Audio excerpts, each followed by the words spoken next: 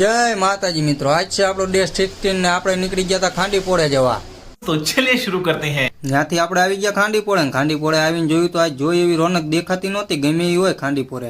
અને ત્યાંથી અર્જુનની હોટલે આવ્યા હતા. ભાઈબંધનું મૂંગું બંધ થઈ ગયું. રહેવા દે ભાઈબંધ, આજ તારો મેર નહીં આવે, મને લાગે છે એવું. અંદર હોટલમાં નજર કરી તો અર્જુનિયો કઈક ગીત ગાતો હતો, પણ મેં કીધું તો કઈ બોલ્યો નહીં, બાવા હિન્દી બોલવા માંડ્યો.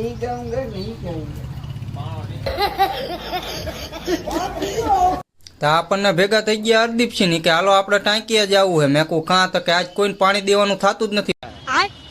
હરદીપસિંહે ઉભા ઉભા વાલ બંધ કરવાની જગ્યાએ ફેરા ફરીને વાલ બંધ કર્યો. એમને પણ ઉપડે લાગે હમા ખાય.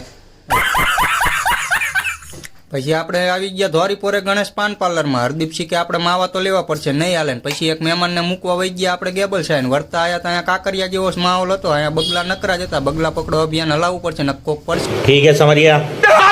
ખાંડીપોળે આવીને જોયું તો અહીંયા તો આવી જતી સિટી બસ. આજ ખાંડીપોળના ભાઈ ઉગડી ગયા ને અંદર હજી ગયા તા છોકરાઓ બધા નીકળી ગયા તા આંદોલન ઉપર. આજ લાગે કોકનો વારો કાઢે છૂટકો કરશે ને આ ભાણો જો કરે.